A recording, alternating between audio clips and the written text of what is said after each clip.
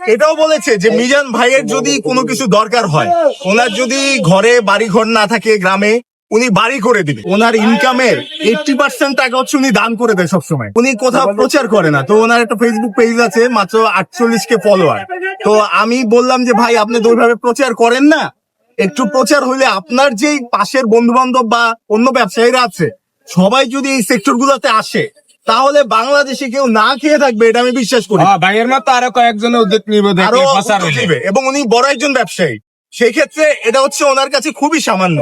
উনি এটাও বলেছে যে মিজান ভাইয়ের যদি কোনো কিছু দরকার হয়, ওনার যদি ঘরে বাড়ি ঘর না থাকে গ্রামে, উনি বাড়ি করে দিবে। আলহামদুলিল্লাহ, ওনার যে কোনো প্রয়োজন উনি করে দিবে। এই কথাও এই যে এত মিডিয়ার সামনে আমি বললাম যে উনি এটা বলছে। এবং ওনাকে আমি খুব রিকোয়েস্ট করছি, ভাই অনেক বড় মনের মানুষ, আসলে একজনের না দেখলে বোঝা যায় না, অন্তত দেখলে কিছুটা হইলেও কালেক্ট করা যায়। ভাই খুব বড় মনের মানুষ, আরো অনেক জায়গায় অনেক অবদান দিতে।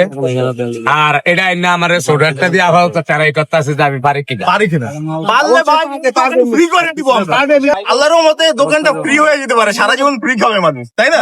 অন্যান্য দেশে আছে এরকম ফ্রি হোটেল আছে, ফ্রি দোকান আছে। আছে আমাদের দেশে অনেক মানুষ অনেক টাকা নষ্ট করে। ভাই আমারে কইছিল যে ফসারের দরকার নাই, আমি কইছি যে না ভাই, আমগো তো ফসার না হইলে আপনার মতো দুই একজন আর দিবে না। আমি চাই যে ভালো করে ফসার হোক। ভাইরা আমি কইছি আপনার দরকার এলে শুনা হইন, আমরা কমু যেন আমগো আপনার দেয়া দিয়ে যেন আরো দুই এক ভাইয়ে দেয়, আরো অসহায় গরিব মানুষের খানা খাইতে পারে। এই জন্য ভাইয়ের রিকোয়েস্টে আমগো জিনিসটা প্রচার করছে, নাহলে ভাইয়ে প্রচার করেন না লোক না। এছাড়া যত খরচ আছে সব এই মেহেদী হাসান বিপ্লব ভাই। সব এনে আর কোনো কিছু বাদ নাই, টিস্যু হইতে ভানি টিয়া সব